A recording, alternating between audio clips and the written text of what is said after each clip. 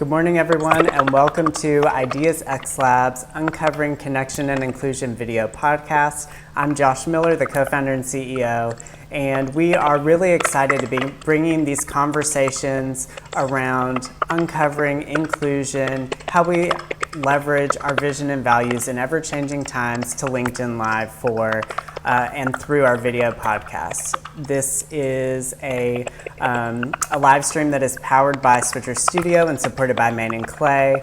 And I am really excited today to be joined by Daniel Strasser, the founder of SCHNAXBakery, who I have known for a few years and have gotten to watch his journey.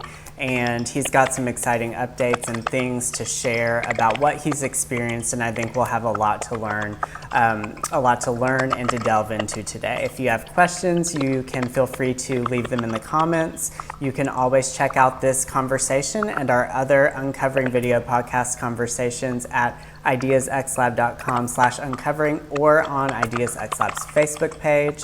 And we look forward to hearing from you and how you're seeing and working towards uncovering in your life. So without further ado, Daniel, I'm going to get you up on screen. Thank you so much for joining me today. Hi, Josh. Thank you for having me. I was so glad that we were able to catch up a few weeks ago as you have started into a new creative journey. And as we each week head into these conversations, I want to start with the question of what gives you oxygen in your life and work, and then we're slowly going to start to learn more and introduce you more and the facets of you as we move through our conversation. Thank you, Josh. Yeah, this has been wonderful to reconnect with you. What gives me oxygen is being able to see beauty in all things, and trusting my own creativity. And being as authentic as possible through that. That's what really brings me oxygen. Interaction has also been something that brings me oxygen, but considering where we are right now, the oxygen supply has been a little turned down.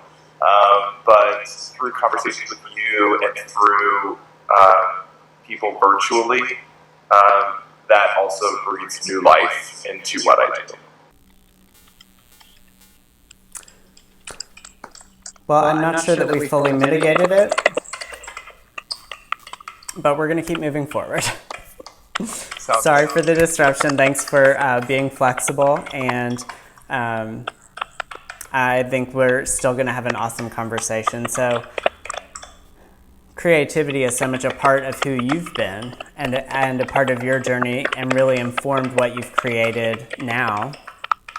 And I'd love, before we delve into your newest venture, one of the things that I think is such a fascinating, maybe fascinating is the wrong word, but a concept that I think really transcends so many different areas where we all live, work, worship, learn, and play is this concept of covering.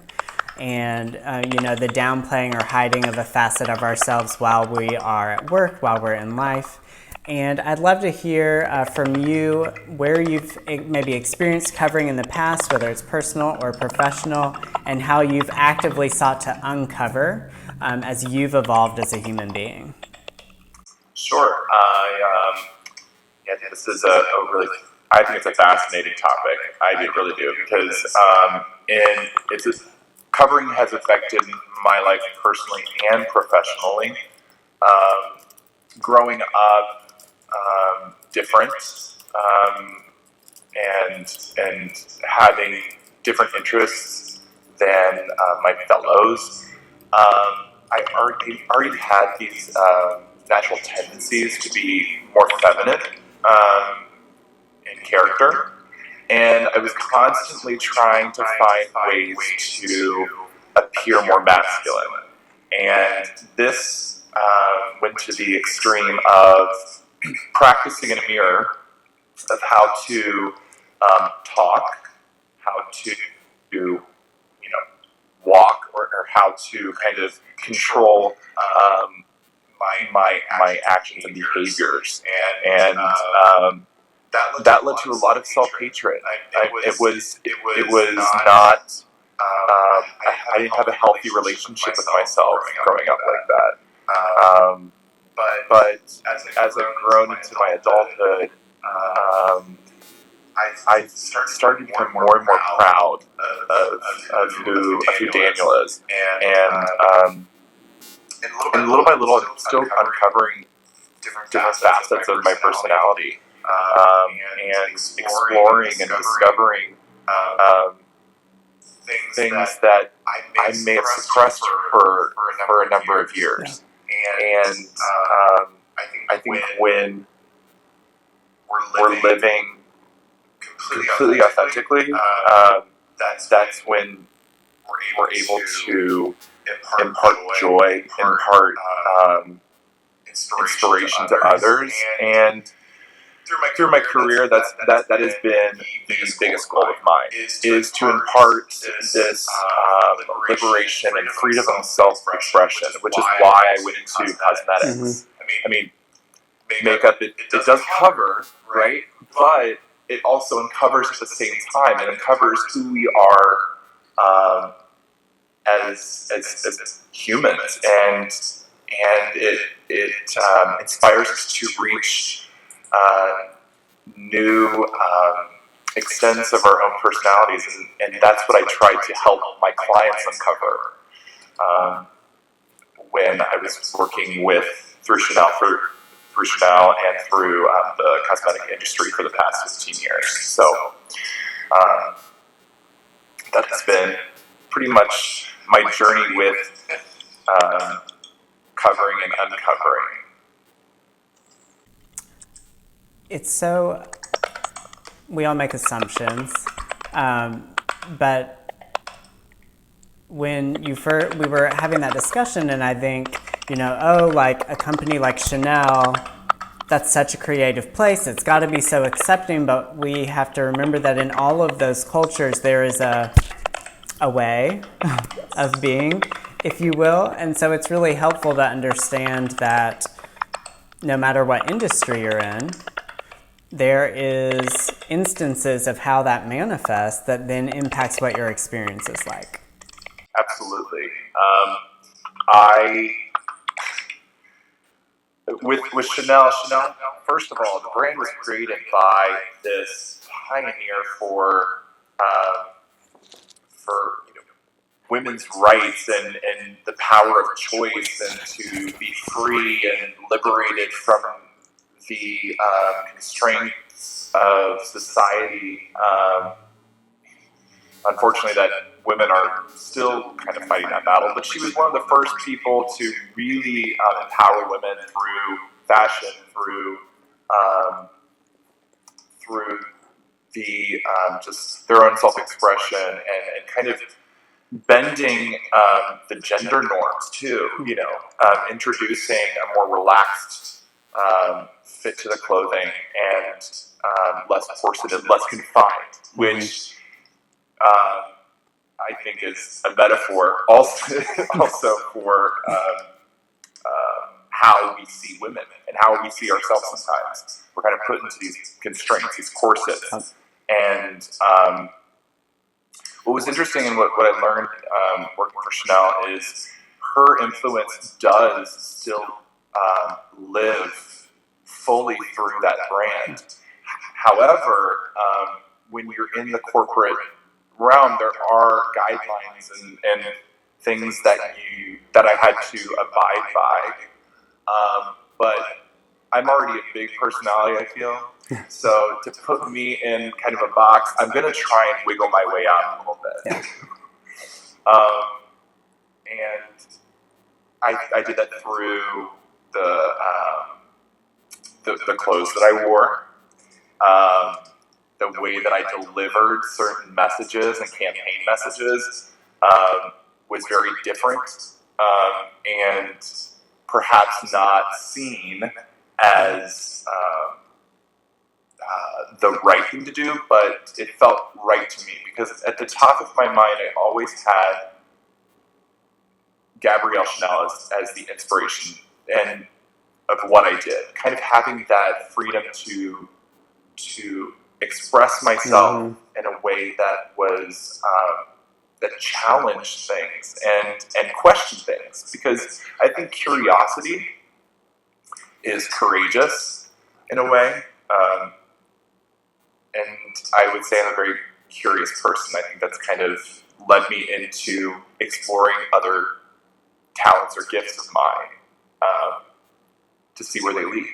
And sometimes it's embraced, and sometimes it's not. And it's just been a part of my story and part of my journey that I'm really proud of. And I'm looking forward to flipping over to the next chapter and seeing, what I can uncover, if you will.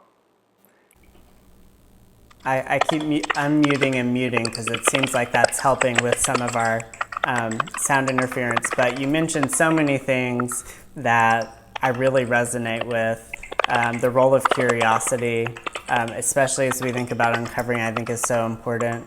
And I would agree. I think you naming curiosity as something that's courageous is absolutely true, because if you're asking about seeking to understand things that people may either stigmatize or they may put in this kind of uncomfortable sphere for whatever that means for them, I think that's a really important thing. I agree. And I think that, going based on what you just said, people fear what they do not understand. And I think that is something I've had to battle for a long time, especially with my sexuality and just who I am. People really didn't understand who I was. I'm a 6'3", bald, bearded guy with very flashy, flamboyant style, and it was sometimes so I was kind of people would pump the brakes a little bit when they would try and interact, because they didn't understand. They're like, "Whoa, that's a lot, too much." And it's like, I came with my own pride parade, right? Glitter and all, here I am, and I think that's intimidating for a lot of people. But I think that anytime somebody knows who they are and is willing to live that way, like I said, completely authentically, it is going to ruffle some feathers, and it's going to cause fear because people can't define it. And I'm okay with that. Well, and I think that's, there's evidence of that in, even if you look at the past few years, you left,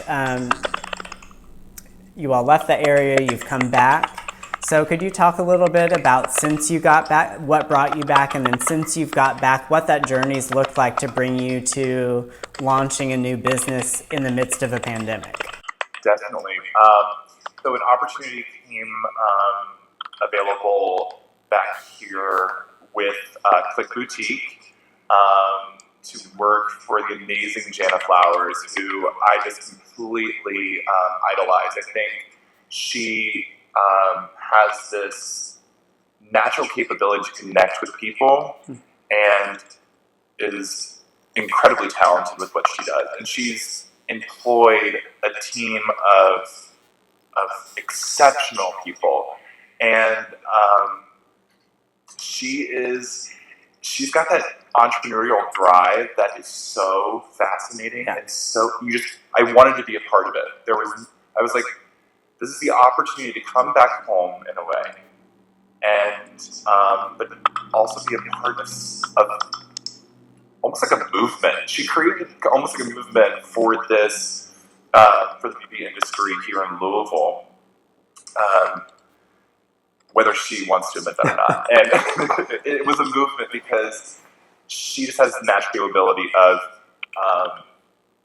just bringing people together and through her team and her talent. And I want to be a part of it. So they designed a role for me as creative director. So I was responsible for helping create an incredible line of skincare for Click Boutique. And being a part of that creation and the process itself was an honor. And to have someone so trusting with their vision was truly an honor. And so I was responsible for some of the pretty much all the campaign material in partnership with Andrew Kung for the Click brand, and also was responsible for their makeup services with Click.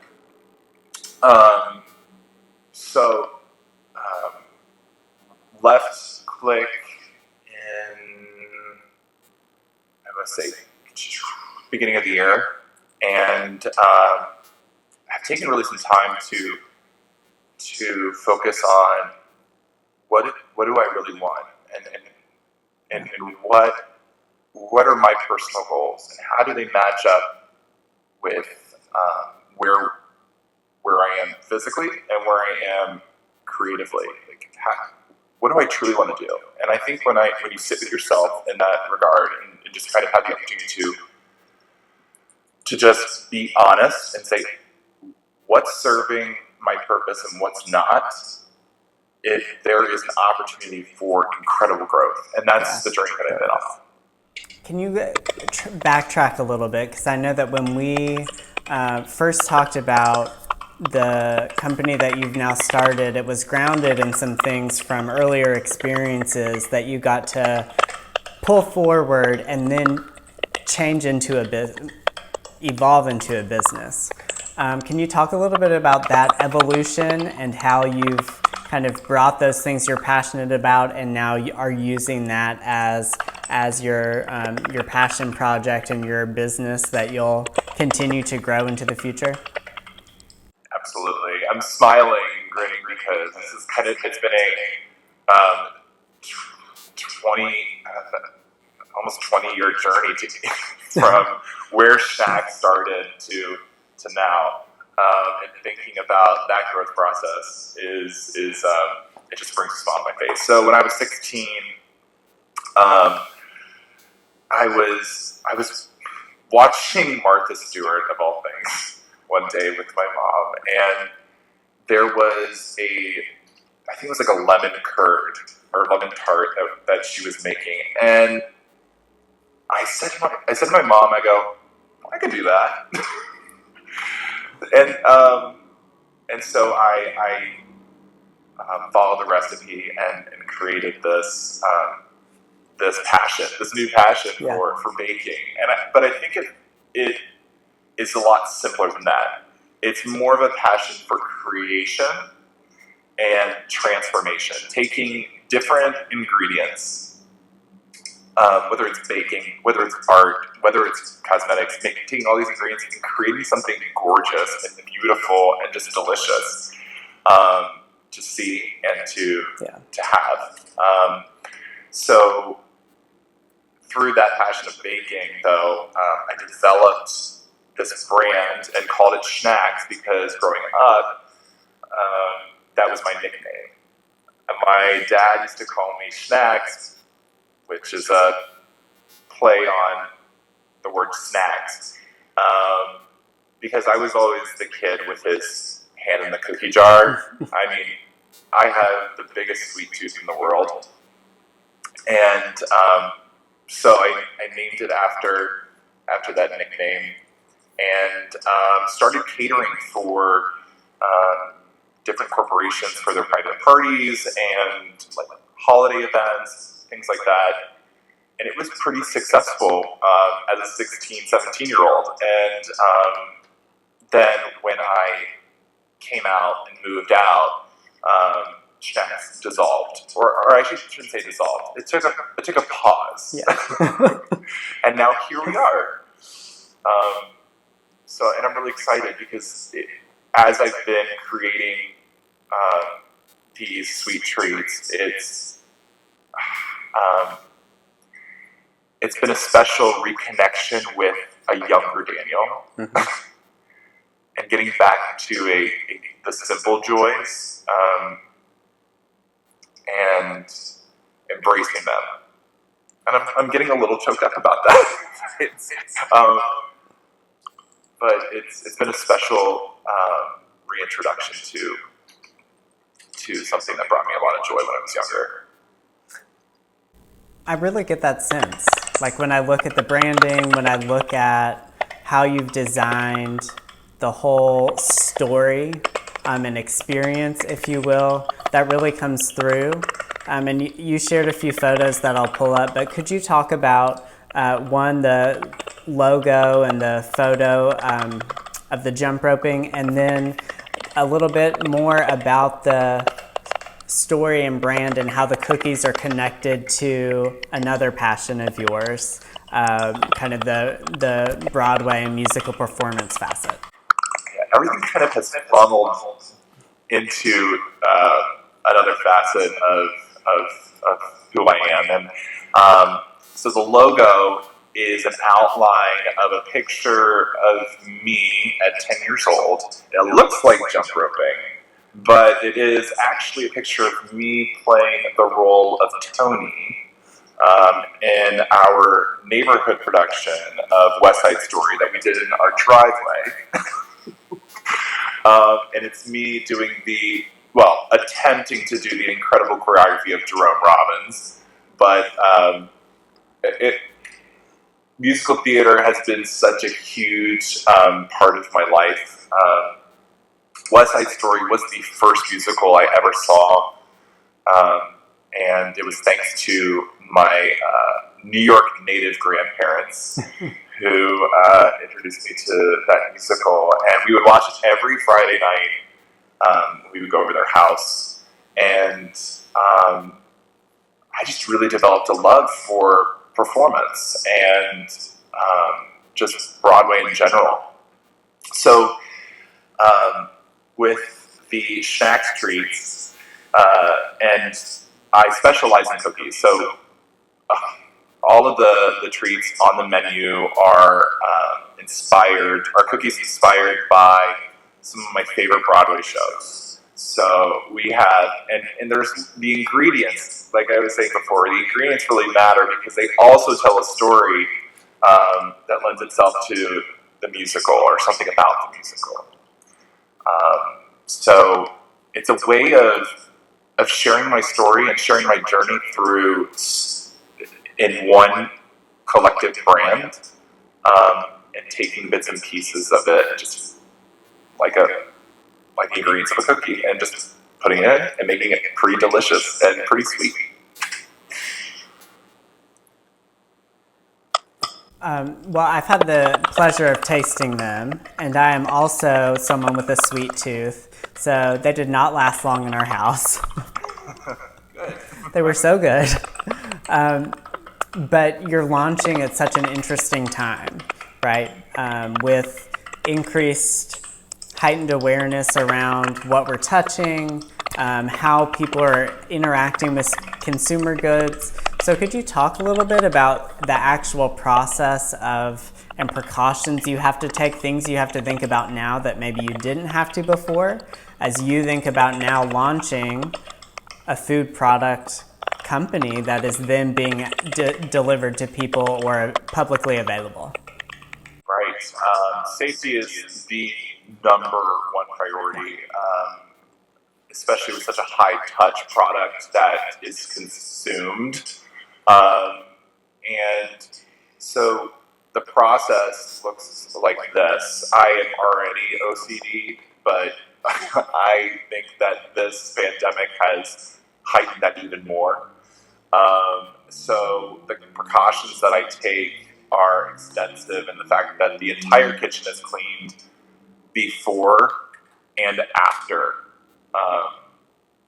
I go in and create my SCHNAX products. I wear a mask and gloves the entire time. actually have a box of gloves because I have to switch in and out of different gloves based upon what I'm touching. Yeah. So it can be very time consuming, but the payoff is so sweet. And even in the delivery process, there are also precautions. I take the boxes themselves, the beautiful pink pastry boxes, and I put them in a large Tupperware container into the car, and then I drop them off either on the stoop or on a bench or somewhere where the interaction between me and the client is there's definitely social distancing, and there's very little to no interaction, honestly. So it's necessary. These precautions are necessary. And even as we're seeing things start to reopen, like restaurants and places where people are commuting, I think that the precautions that I'm taking right now, I will most likely continue for a very, very long time. Even if things are start to get lifted, I think this is a good practice going forward for any industry, but especially the food and restaurant industry. So. Yeah, it's been so interesting to think about so many restaurants this week in Louisville are like starting to reopen. And what is that experience? How do you go to a restaurant with a mask on, but you're there to eat and it's 33% capacity? So all of those dynamics, it's going to foundationally change, how we consume things like that. So knowing that you're set up to then deliver and do so in a safe way is reassuring. I think so, absolutely. I think the more attention that we can pay to detail and those precautionary measures, the more I feel confident that we're doing our part that's necessary to protect our family members, the people who are most at risk, and that's really what that's all about for me. Is making sure that I'm doing everything that I can to be mindful. I think mindfulness is really, really, really important right now. Be mindful of other people's families, and not just myself, but mindful of others. I think that is the key to combating this together. I think that is so well said. Recognizing our individual contribution and impact within the community is so important. So as because you've done so much in terms of adapting processes and learning over the past few months while you've been launching this, what are some of the learnings or takeaways that you can share with other people as they're thinking about the impact of COVID-19 on their business, their product, or their life in general? It's a hard thing to do, but practicing patience is it's so hard, especially right now, because there's so much uncertainty, and typically with patience, there's an end kind of goal, or there's something that we can see that's tangible that we can say, all right, that's there. I can be patient and wait for that. But right now, there's so much uncertainty with what's going on. It's hard to trust that. Yeah. Trust ourselves in that regard, to be patient with the process, and especially with the financial burdens, the things that we're all experiencing as a result of this. It's easier said than done, trust me. But patience is something that I'm continuing to work on, and also practicing gratitude. As as hard as that can also be. Practicing gratitude is difficult right now, but there are small celebrations that we can recognize and that I've been able to recognize even in the midst of this. So every morning, one of the things that I do is I wake up and I have a journal and I make a gratitude list. I write down 5 things that I'm grateful for. And it's simple and it might be elementary or basic for some people, but what that does for my spirit and what that does for my serenity is gives me the ability to focus on a little bit more outside of myself, because I am able to recognize the things that I'm most grateful for. And then I can be a better husband, I can be a better friend, I can be a better business owner, because I can walk around with that gratitude all day. And hopefully people be that light and practice that as well. So it's not easy. I mean, it's not easy. There are some days that I'm like, I mean, it's hard for me. Like, what am I grateful for? You know, like I just woke up and I saw like something on the news. Like, how can I be grateful for something in such a time as this? And it doesn't have to be some glamorous thing that to be grateful for. It can be so simple. And I think keeping things super simple right now is what served me through all of this. Yeah, I love that you bring up gratitude. That's how I sign the signature in my emails, with gratitude, but I don't have that as auto-populated, so I actually make myself type it every time just to remember. Because we can get so, when you're in 8 hours of Zoom or doing, whatever you have to focus on, especially right now, you need something to kind of, even just for a moment, reground you. And there is good happening. Yes. And we can move forward. So I think that's super important. If people are interested in some sweet treats and learning more and maybe placing an order, where would they find you? So thank you. They can find me on Instagram. So we're still a baby. So you'll have to bear with us. We're still learning to walk. But on Instagram, you can follow the SCHNAX journey at SCHNAXBakery. SCHNAX is spelled SCHNAX. And we're in the process of bringing our menu in full display on a Facebook page, as well as a website that is under construction, but won't be under construction for long. And but right now, if there's interest in ordering or any of the menu items, I am happy to email them to anybody who is interested. So they can reach out on Instagram or email me directly at SCHNAXBakery@gmail.com. Perfect.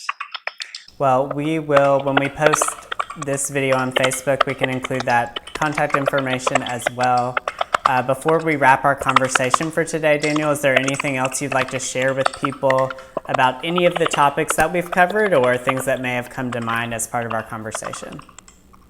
I'm just so grateful that I had the opportunity to talk with you and all the people watching and share my journey. The more I talk about it, the more grateful I feel, because so much of my past, sometimes I've had to apologize for. And I think that telling my story helps me look at things in such a positive way, in a different way, in a way that can hopefully be encouraging and empowering for others. And so I'm very grateful for this opportunity. And also, if you know essential workers out there who are on the front lines, reach out to them. They need to hear Absolutely. From us, and to all of you essential workers watching, and to everybody who is fighting this pandemic right now. Thank you. I just want to say thank you, because if it's not for them, if it wasn't for them, I couldn't do the things that I'm doing. If they weren't on the front lines, I couldn't be able to do what I'm doing. And so if you know essential workers, reach out to them. They need more love now than ever. And I'm just so honored that you had me on here, Josh. Thank you for all that you do for entrepreneurs like me, creatives like me, and recognizing talents out there, and just helping us share our stories. It's an amazing platform that you created, and I'm just super honored. So thank you.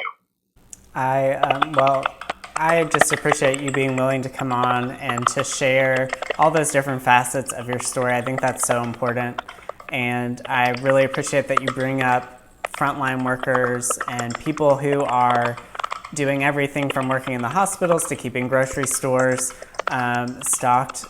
And seeing what they are going through has really been one of the things that has motivated me to continuing physical distancing and wearing a mask and all of those things, because while I have the luxury of being able to work from home, not everybody has that. And I want to get to a place where they don't feel like every time they walk into work, they may walk out sick. So I appreciate you bringing that up, and I'm going to go ahead and wrap us up. Thank you so much, Daniel, for joining me today.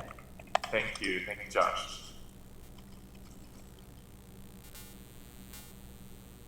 All right, everyone. Well, thank you for tuning in to Ideas xLab's Uncovering Connection and Inclusion video podcast.